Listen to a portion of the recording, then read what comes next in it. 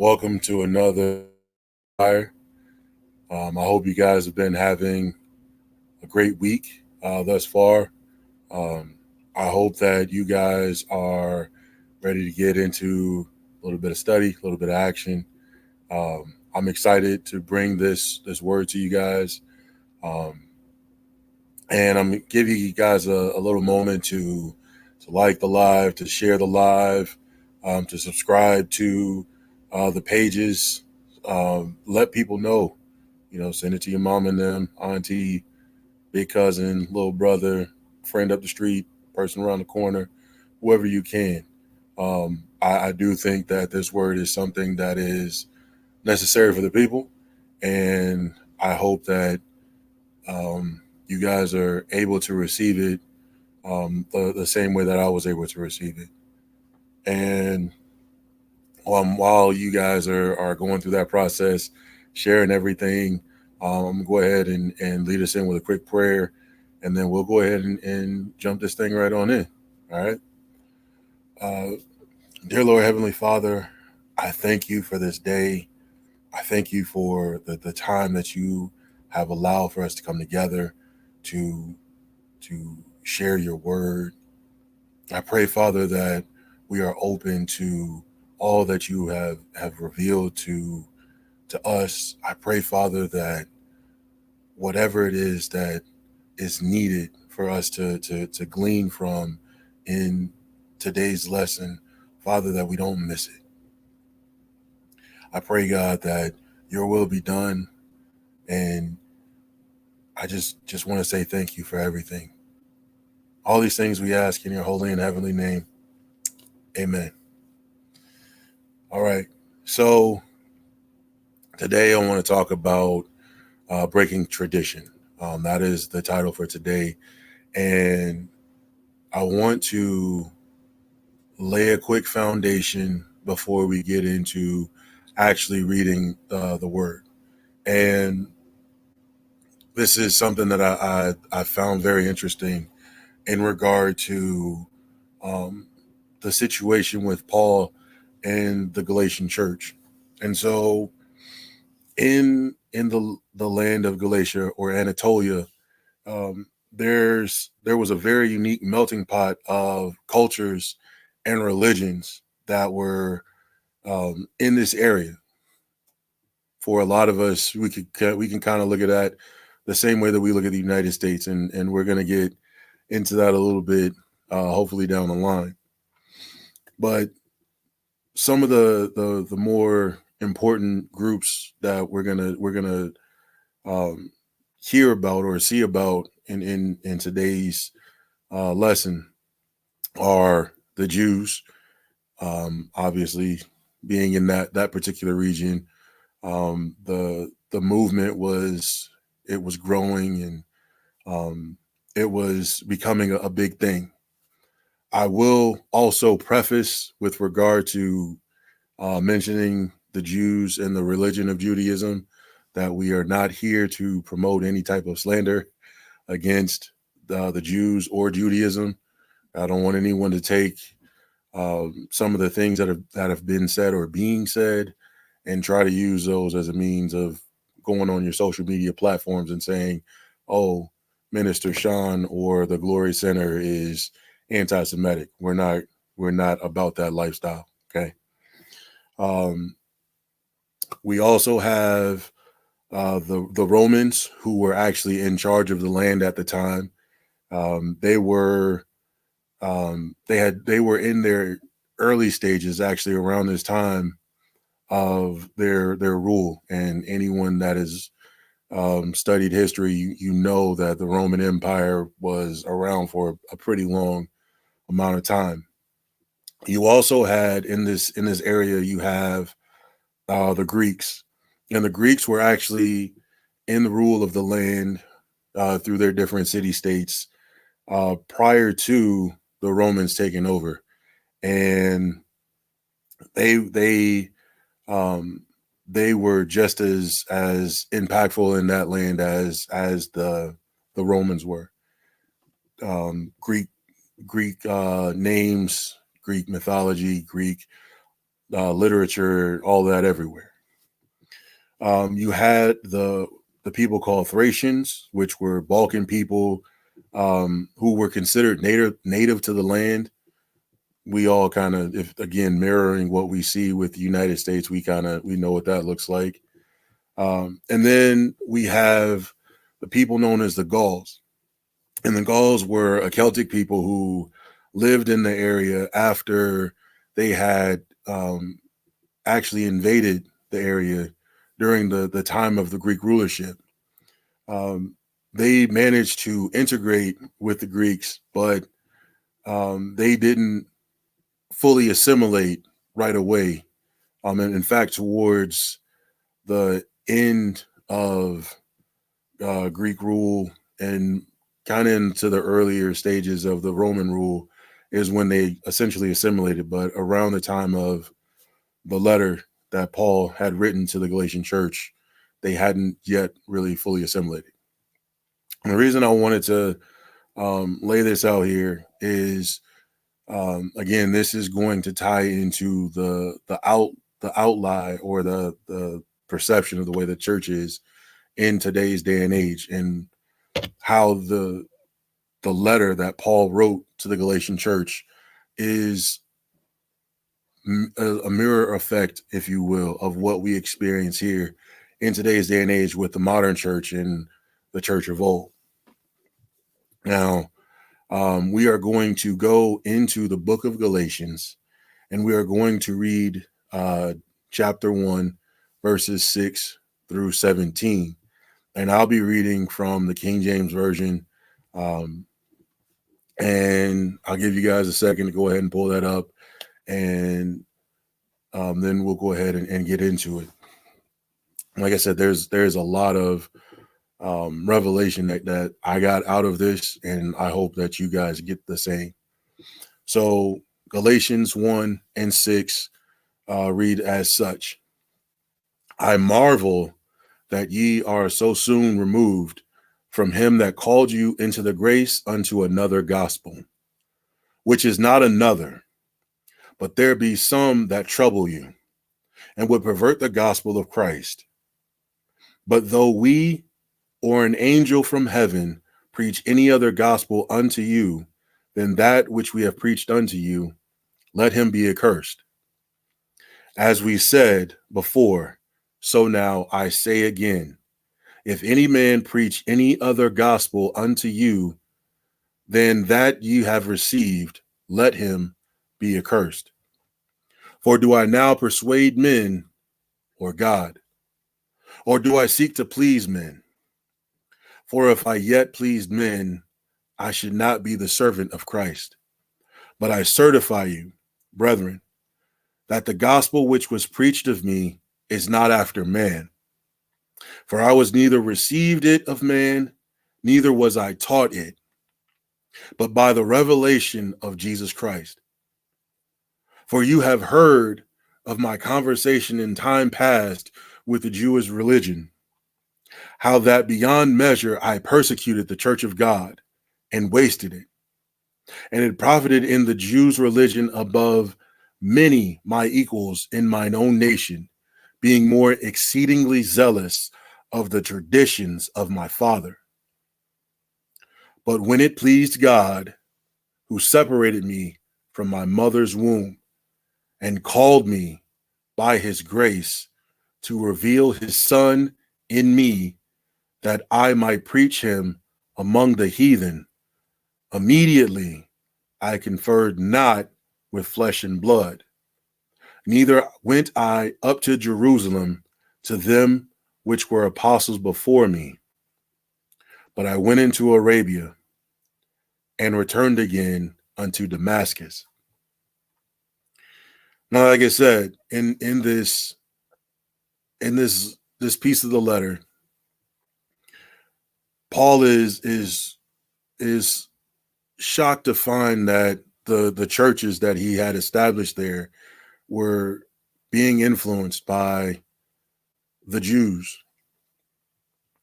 And the interesting thing about what the Jews were preaching in the religion of Judaism is they're a lot they're fixated on the law, the Mosaic law, and in Mosaic law, there's all the customs, there's all the traditions, there are all of the rituals that we have to do in order to consider ourselves in the fold. And when Paul left, he felt as if the church would be fine. They would be able to hold themselves to a certain place. But because of the influence of the tradition, right? These guys were established longer. They knew what they were talking about from the standpoint of what they were doing, and they were preaching from this sound place. It seemed as if this was what was the way to go. And Paul is letting them know, hey, this tradition that you guys are enamored by and you guys are becoming influenced with, do know that you don't need this. As he continues to write further in the letters, he lets the people know time and time again, the circumcision, which was the main focus of what they were attaching themselves to. You don't need to bind yourself to that. And as Paul is explaining why, he goes and he gives his own account of what it is that he experiences. So he tells them, I was in that boat. I know what it was like to be in that position. I know what it was like to had, studied what I thought was wrapped in this tradition, this custom, this thing that was supposed to be, followed to the T. And as passionate as I was about this, what I end up finding out is I was doing more of a disservice to the people that I thought I was helping than I was actually helping the people. When I actually come across and have my experience with Jesus Christ, he reveals his true will and purpose in my life. And that which I'm sharing with you guys, this is the real deal. This is the truth. Paul later writes in Galatians that there was a time for the law, and it makes sense. The time for the law was necessary to prepare for the coming of the fulfillment of the law. In fact, Jesus even says, I believe it's in Matthew 25, that he didn't come to destroy the law, but to fulfill it. And in him fulfilling the law, he allows for everything to come together, and we're no longer bound to the traditions of old. And I started to think about that. I was actually having a conversation with God about it, and I know for a lot of us, we hear about some leaders. We have some people who talk about how they follow the word of God to the T, just as the Jews did to these Galatians. And Paul says, if you find yourself obliging to what they say, and you find yourself committed to this way, they're going to look at you a certain way. They're going to laugh at you. They're going to mock you and judge you for what it is that you're doing. And one of the reasons for that is they persuaded you from the truth. They're allowing you to see that what they say is the thing to do. And what ends up happening is you end up stepping alongside of what it is that they're subscribing to. And then once you subscribe to it, now not only are they laughing at you because you walked away from what you believed in, but now they're pulling rank on you because clearly they've been doing this a longer time than you have. And then there comes the other elements of the way that they practice that will really let these Galatian people know that they're really not as welcome as they thought they would have been. And again, I go back to where we are in today with the modern church. We see a lot of the traditions of old in the modern church. Right, we hold on to certain customs of things that we believe in, and we're holding to say that these are the things that make you a believer. You have to do certain things like speak in tongues. To speak in tongue is a gift. Don't get me wrong, and it is a wonderful gift. But what if God didn't give you that gift?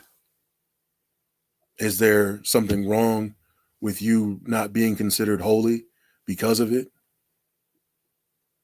What about the way that you appear?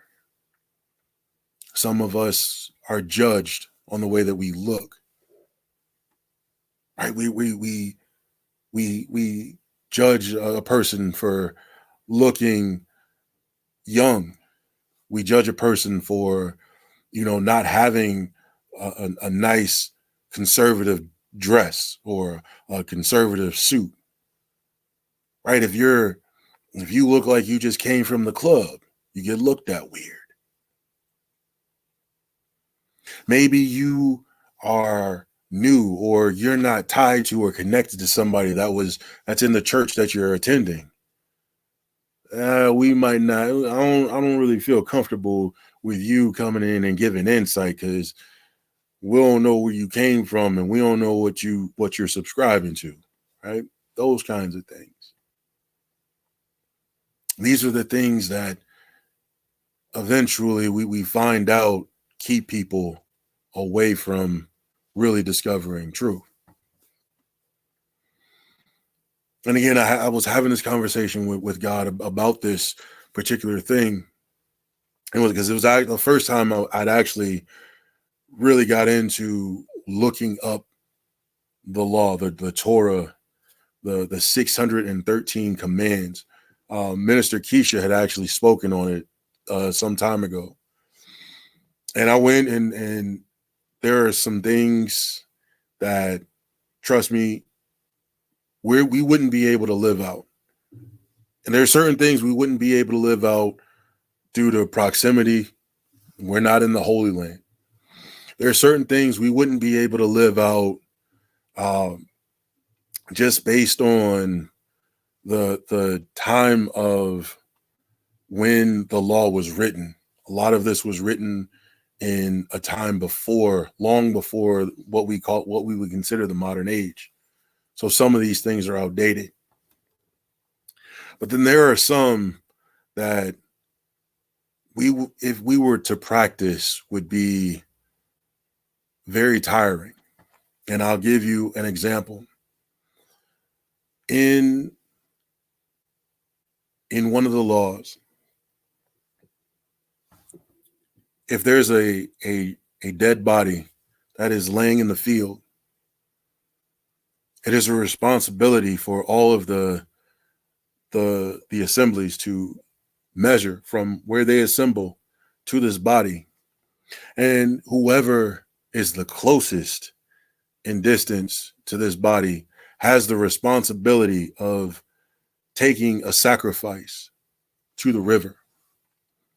And they have to offer a sacrifice in order to clear themselves from any responsibility to this dead body.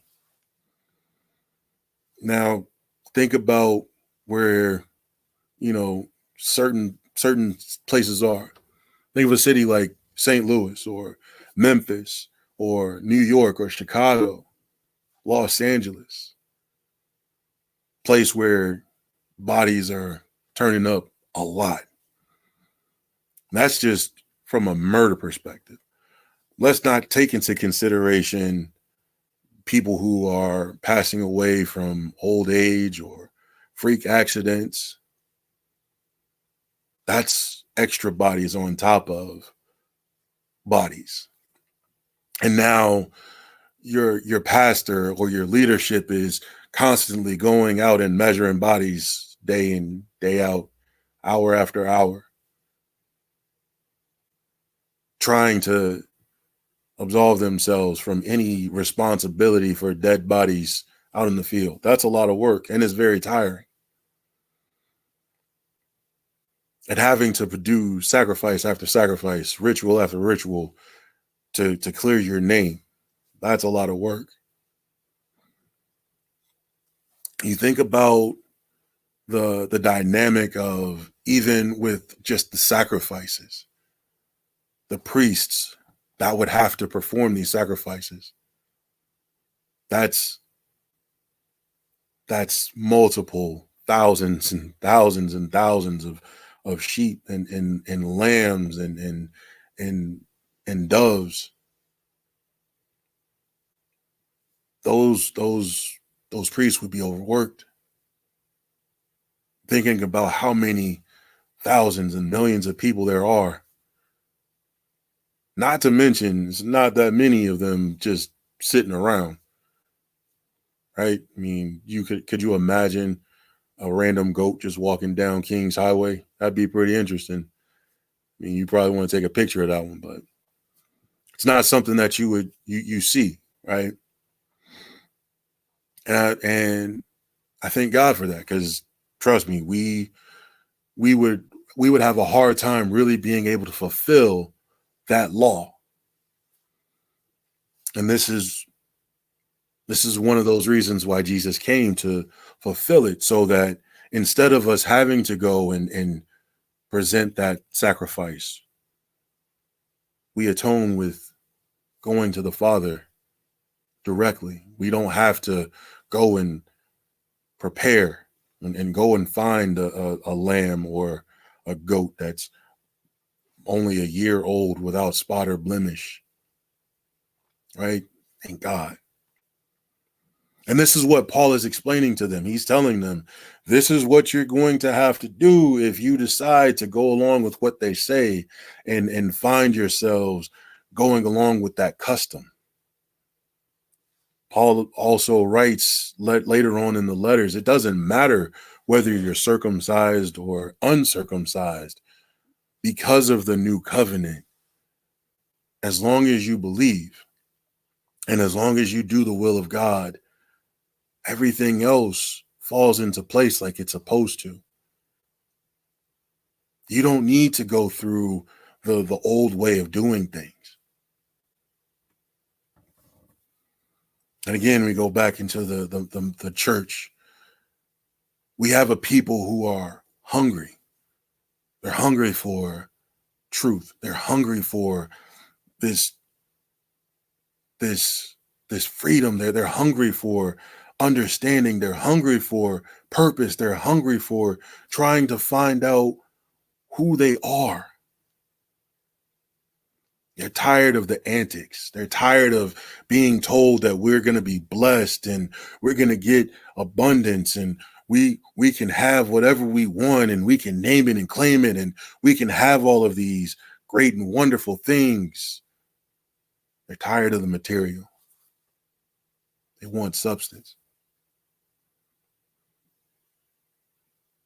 And with the old, if you bring them in with gimmicks, you have to keep them with gimmicks. With the old, if you approach them from a judgmental place, you're not going to be able to keep them with the same judgment. You're not going to be able to receive them with the same judgment.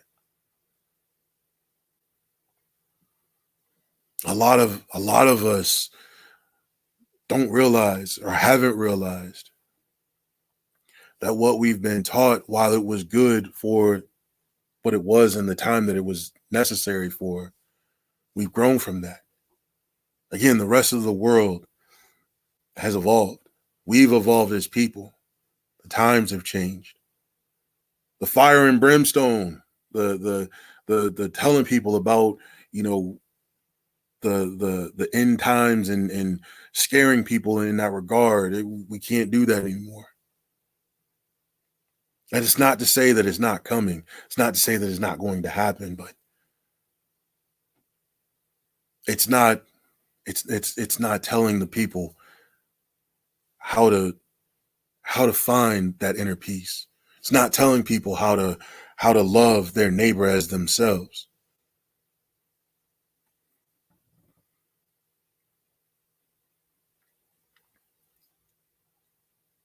Paul explains in the passage, he explains his process, what happened with him. And one of the things I found interesting was he came across we come across the word revelation.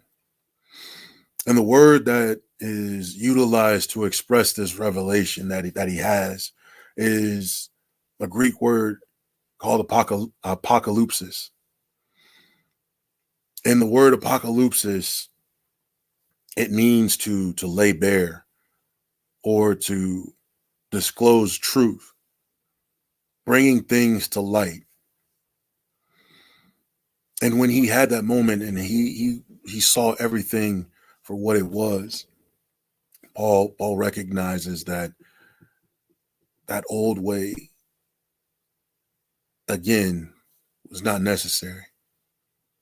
It wasn't necessary anymore. Let me clear that up. And again, this isn't to hurt anybody or cause any kind of conflict or controversy, but he's letting it be known it's time to let go of what was and embrace this new thing. And when we go and we reflect on what Jesus did and how he did it, he embraced what the word was, what the law was, and he did so in a way and he communicated in such a way that he made it easier for us to grasp and hold to. Hence, one of the reasons why he says that he is the way, he is the example. So we don't have to hold ourselves to the old way of doing things.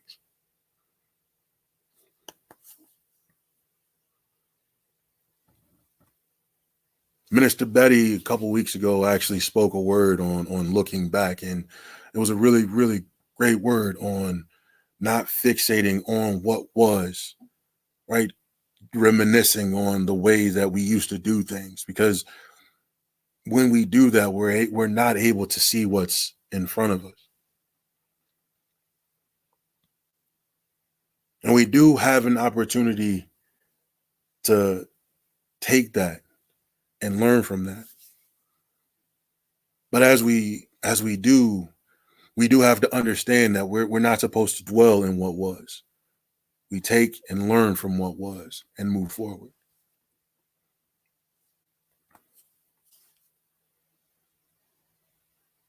Prophetess Deasia, not too long ago, also spoke a word about binding ourselves unnecessarily to things that we don't have to. And again, this is what Paul is telling them. You don't need to subscribe to this, because once you do, you're bound to this. And it's impossible to live that law verbatim. Most of us wouldn't be able to adhere to all of that. Right. And again, the examples I gave were just two examples. There's far more other things to consider, right? The clean and the unclean. You have adultery, which we know what that looks like. And there's all types of examples of people just corrupting that all over the place. And so many others. It's hard to live that verbatim.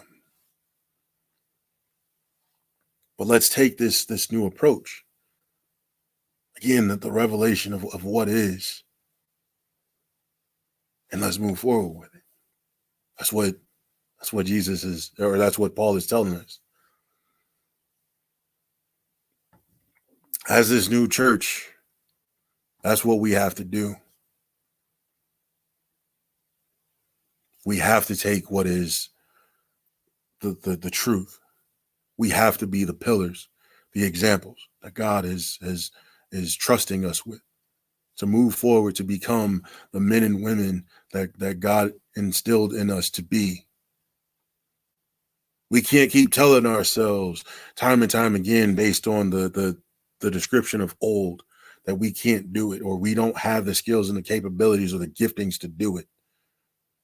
God gifted us and equipped us with the things to allow us to be overcomers, to be victorious. We were made in his image and likeness. We say it, but how often do we actually look into what that means and actually believe it?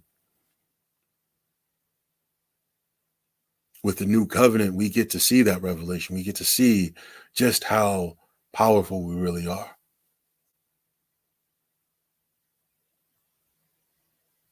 God gave us that free will.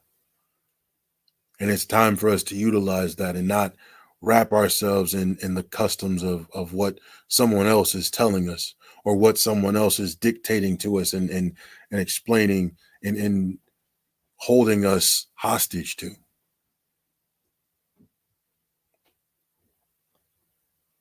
Minister Keisha spoke on Sunday about what we're willing to sacrifice. And to be perfectly honest, one of the best things about what she spoke on is really being in a place where we're open with ourselves.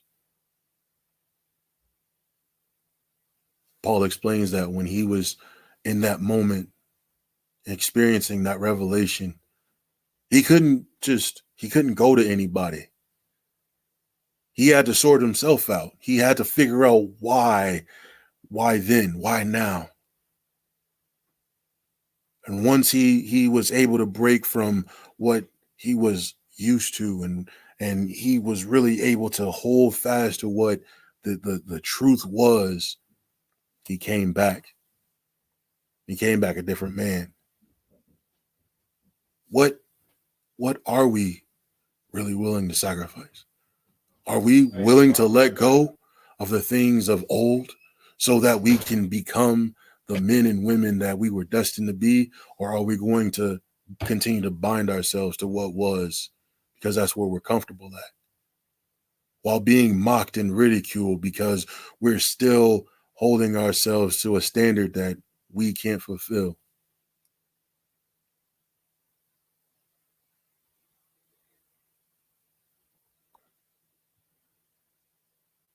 It's time for us to choose.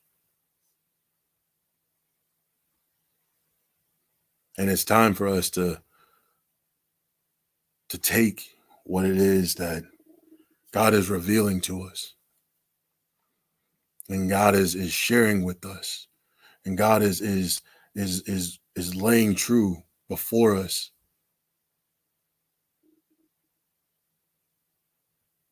And we have to give that to our brothers and sisters,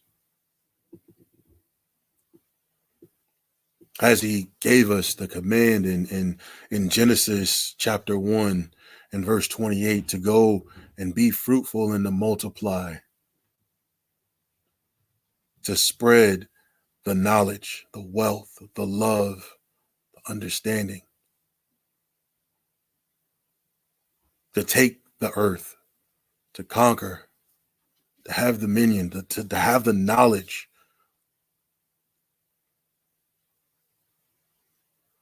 This is what that entails. Taking what God is presenting to us, the revelations, the things that are prevalent, that are presenting themselves, the healings, the freedoms. These are the things that we share. We don't have to play the games. We don't have to go back and forth and try to tell people that they have to be this. We don't have to put on a show, and we don't have to bring out the fancy lights, and we don't have to lie and manipulate and deceive people into following Christ. We don't have to scare the people. We can be the living examples, just as God purposed for us to be.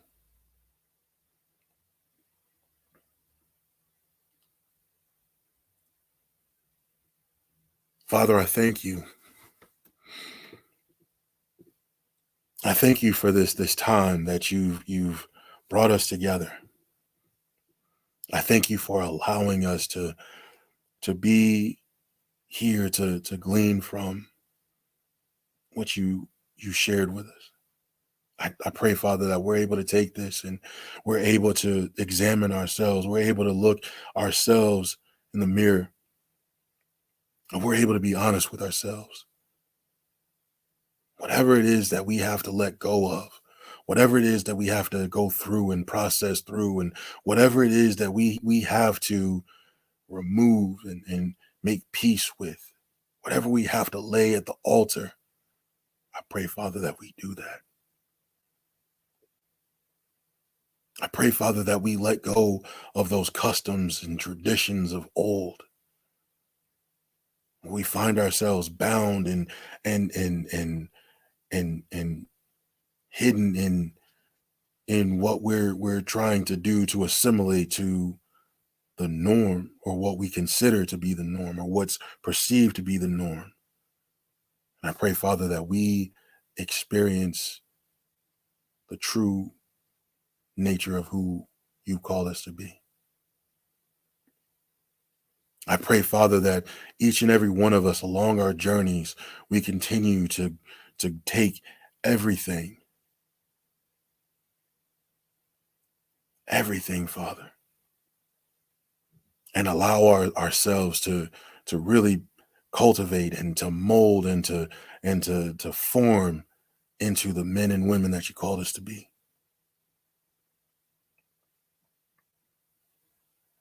God, I thank you for everything. I thank you for this process. And I pray, Father, that we continue to experience these revelations. I pray, God, that you continue to make known to us your secrets.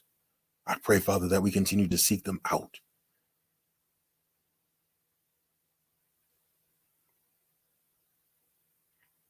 May your will continue to be done, Father, in all of our lives. I thank you. In your holy and heavenly name I pray. Amen. Whew. I thank you guys for that. Allowing me to share with you guys, just again, like I said, what I was able to learn. I pray that you guys got something from that. But now we're going to move forward, and we're going to take up our offering. For those of you that want to give, the information is on the screen. You can give through PayPal, you can give through Cashapp, you can give through Givelify. If you want to pay your tithes, your offerings, if you want to sow a seed to the pastor, if you know anything along that line, again, the information is right there on the screen. Also, I just want to let you guys know that this Sunday we will be in Cape Girardeau. So if you're in the Cape Girardeau area or anywhere close by, you guys definitely should come and visit us. We are at the Osage Center. I believe that's what it is. The address is 1625 North Kings Highway in Cape Girardeau. 11 a.m. Be there. You don't want to miss it. Also on Wednesday at 7 p.m., we have our men's village. We will be meeting on Zoom. The information is there on the screen. We chat it up. We have a good time. We have a book we're reading. Sometimes we get into it. Sometimes we just sit there and we just kick back and we check up on each other. We talk. We have a good time.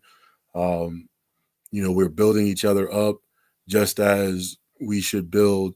The community. We should build each other up as brothers. It's a safe space, and like I said, you guys don't want to miss it. You want to check it out. Um, any other thing that you're looking for, or to be caught up in any other events, be sure to text 94000 or 2024 events, I'm sorry, to 94000 to get all of that information. If you're looking to be a part of any of the ministries, be sure to send an email. It should be info at glorycenter.stl.com. I think that's what it is. Um, I would also say to you guys, please share, word of mouth, put it on your Facebook, put it on your TikTok, your Twitter, whatever social media you got, phone a friend, call mama and them, send a letter, whatever you got to do. We want you guys to be a part of this, and we want to grow. We are one church in two locations, and we are building. And we are looking forward to seeing or hearing from you soon. I thank you guys again for just listening and supping with us. And I pray that you guys again find yourselves becoming the best version of yourselves that you can be. And as we always say in the Glory Center, go in the glory of the Lord. You guys be blessed. I love you.